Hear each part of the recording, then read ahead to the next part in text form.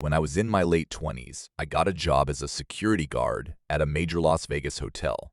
The pay was much better than at any other nearby job for which I was qualified, but the annoying aspects of the job were the staff and the hours. Due to a shortage of personnel at the time, my schedule would switch between mornings, evenings, and overnights every week.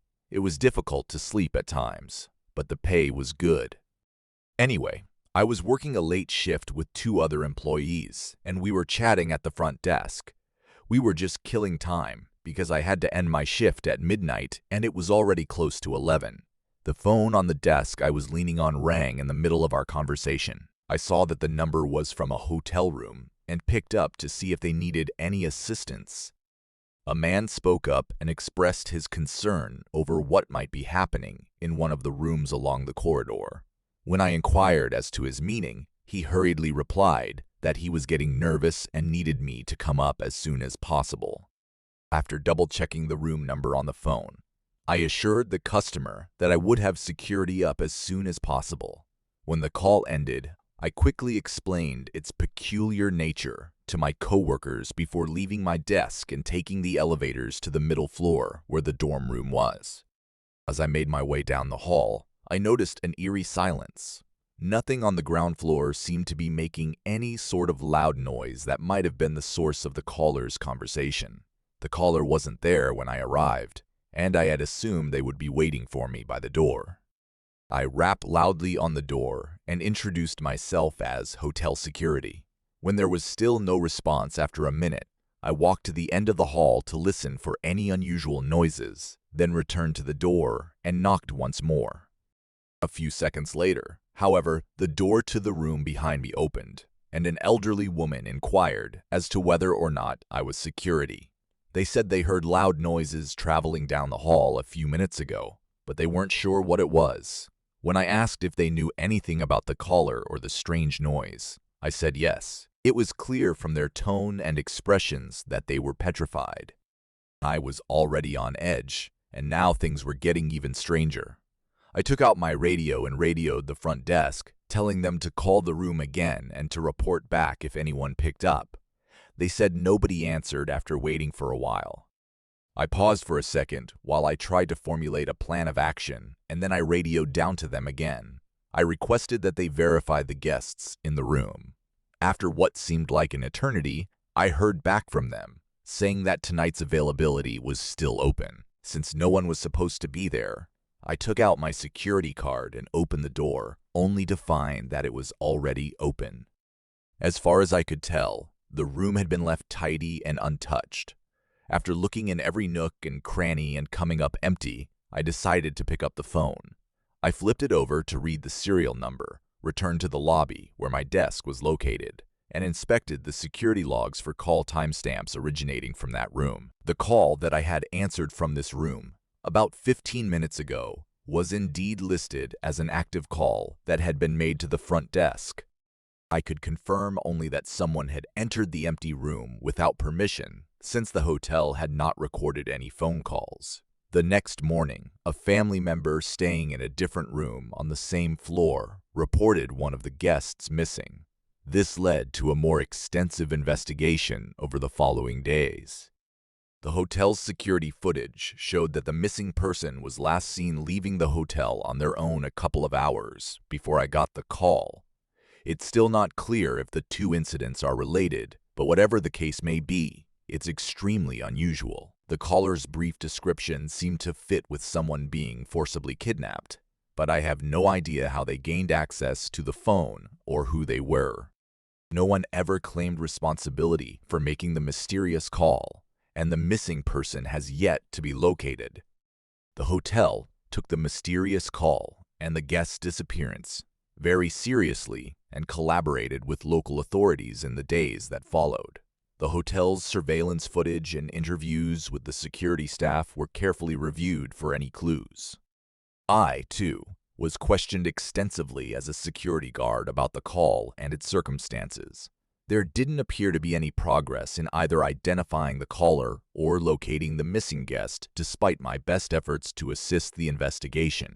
Guests were understandably uneasy after hearing about the disturbing incident, and the hotel's reputation took a hit as a result. The investigation lasted for weeks, not days. No more odd calls or incidents were reported at the hotel, but the staff still felt uneasy. Fear and conjecture spread like wildfire as everyone braced for the worst. The mysterious phone call and the subsequent search for the missing person eventually made it into the news. The hotel's name appeared in multiple headlines, with some readers speculating that the establishment was linked to criminal activity. Occupancy rates plummeted as a result of the negative press about the hotel. The administration of the hotel felt it necessary to increase security and refurbish the hotel's image. The number of security guards was increased, the quality of the surveillance cameras was improved, and the preparation of the staff for emergencies was stepped up. No one knew who the mysterious caller was, and despite the increased security and exhaustive search, no sign of the missing guest was ever found. The case appeared to be dead, but it was still on everyone's minds. After a few months, the hotel began to make a comeback. The incident was forgotten by most of the guests and the media attention died down. However, the incident had a long-lasting effect on the hotel staff, especially the security officers. The call and the disappearance of the guest remained a mystery for quite some time. The hotel remained open and life went on as usual, but the incident remained a somber reminder of the dangers inherent in the hospitality business. The hotel's management continues to assist law enforcement with any new developments in the missing persons case. This strange incident should serve as a warning to other businesses to implement strict safety procedures. I left my job as a security guard to pursue other opportunities as the years passed. But that strange phone call and the events of that night stayed with me. I couldn't help but speculate about what happened to the missing guest and who made the mysterious phone call that set off this chain reaction of unsettling occurrences. Since then, the mysterious phone call and the missing visitor have become the stuff of urban legend. Scary stories about supernatural activity and the hotel's reputation abound. Whether or not the incident's truth will ever be revealed is unknown, but for those who were there, it will always be a mystery, one that both fascinates and unsettles them.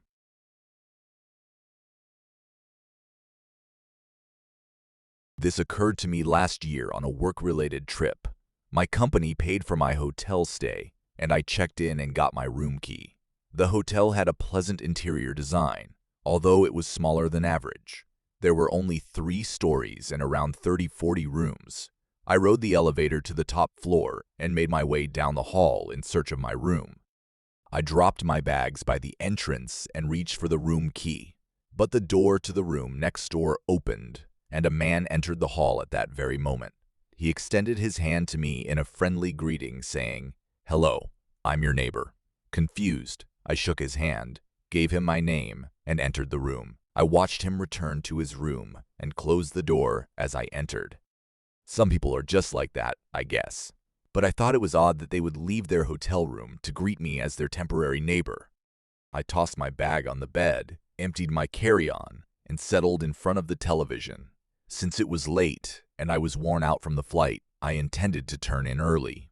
I showered quickly and then went to bed with the lights out for nearly 20 minutes. I lay there trying to sleep before I heard the neighbor's door creak open and saw a shadow walk by my door. However, the neighbor stopped short of my room. A glimpse of light under the door revealed their shadow moving closer for an instant before receding and disappearing down the hall. Fearing for my safety, I got out of bed to double-check that the door was locked and then went back to sleep. The following day, I met my coworkers for a presentation and dinner at a company-owned building. It was after 10 o'clock when I finally made it back to the hotel, and I was completely spent. I left my briefcase on the bed and hopped in the bath. After about 10 minutes, I heard the distinctive beep of the electronic door lock unlocking through the splashing water. It wasn't the maid service, and I had no idea how the strange man in the next room could have a key card to get in. But my first thought was that he must have broken in. The door opened and closed, and I stood there dumbfounded as I listened to the sound of approaching feet and then the sound of the door closing again. The fact that the shower was on made me even more afraid. Surely they could hear it running and figure out where I was hiding. To avoid waking them, I gingerly stepped out of the shower and, keeping my voice low, slipped into a pair of pants that I'd left on the floor. I listened with my ear to the bathroom door. I thought I heard a rustling in my bags, but it was probably just my imagination. I wanted to challenge them, but I couldn't be sure they didn't have a weapon. I remember feeling completely helpless and paralyzed by fear at that time. I had no clue what this guy wanted, but he eventually stopped talking. Even though I didn't have my phone on me, I figured calling for assistance was my best bet. It might scare the guy off, at the very least. After taking a deep breath, I pounded loudly on the bathroom door and yelled for assistance. The man's hasty retreat past the door and back into the hallway could be heard clearly. I bolted the front door behind me, grabbed the phone from the nightstand, and shakily dialed 911. I also informed the front desk once I knew they were on their way. Unfortunately, the man had already left by the time the police arrived, but they were able to track him down and arrest him after a few hours. But they couldn't prove his motive was harmful, so I'm not sure if he got any jail time at all. I don't know of any other explanation for why he would have gone into the room when he knew I was already there, but I strongly suspect he was attempting to kidnap me. Nonetheless, I suppose there's no way to know for sure what would have occurred.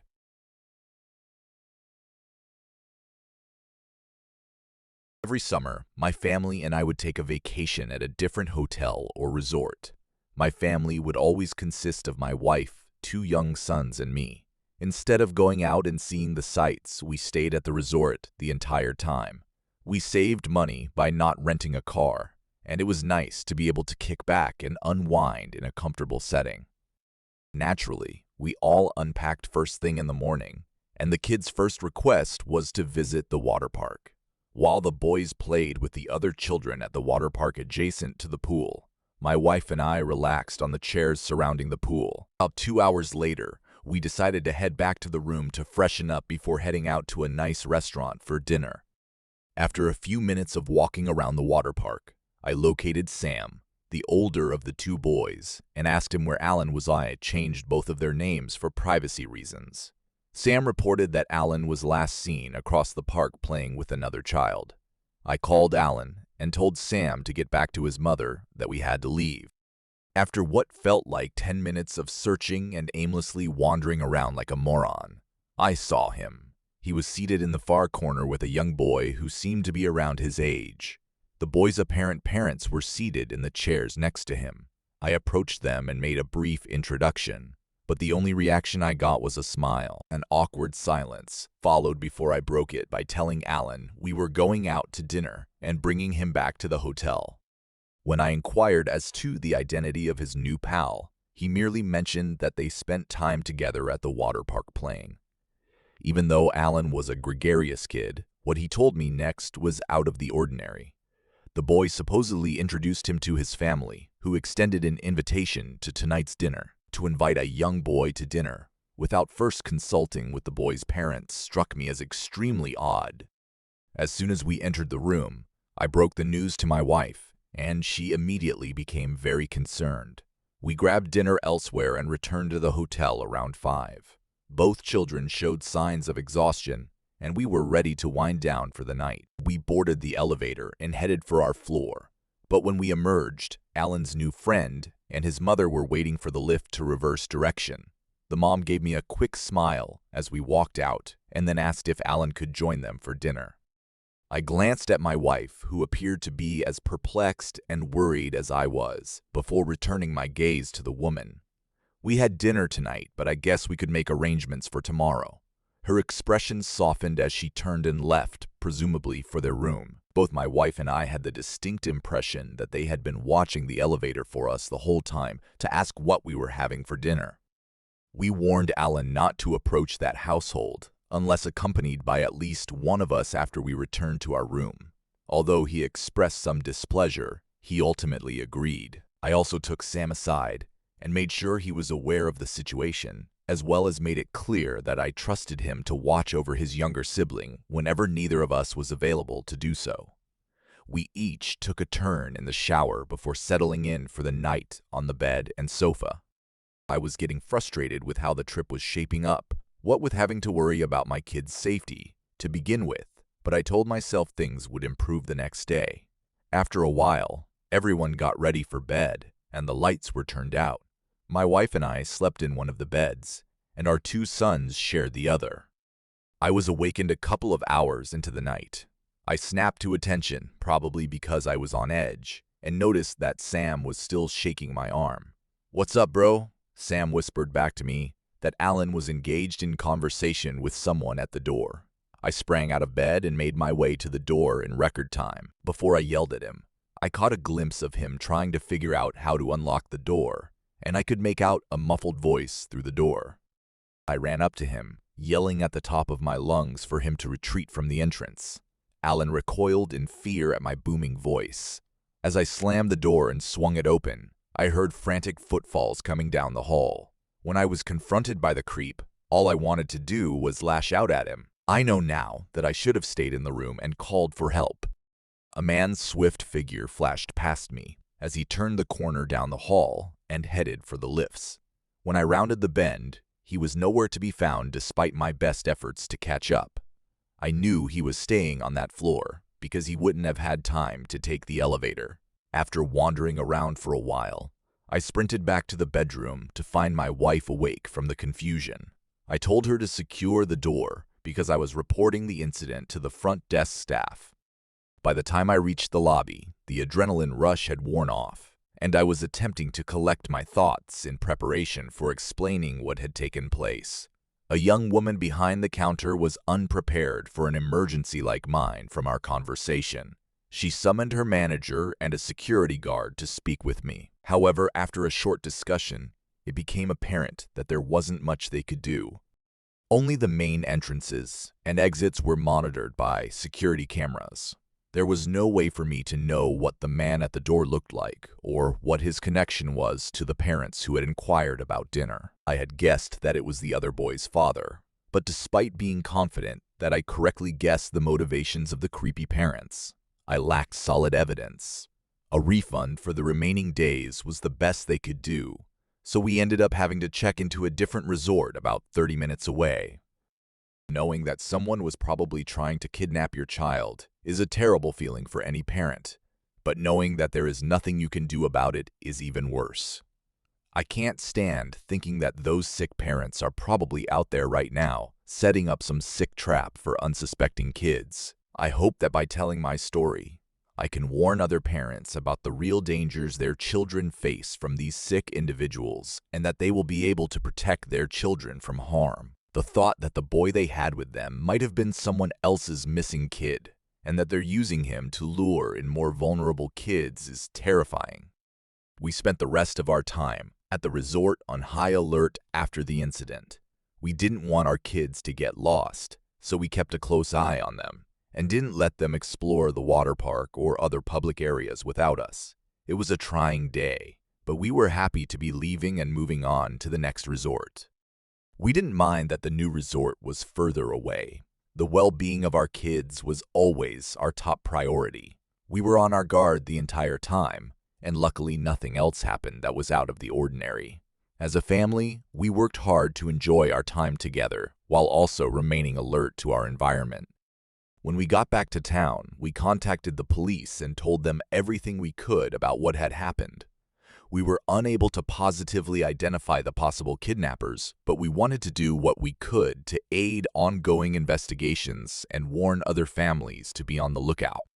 Our lives will never be the same.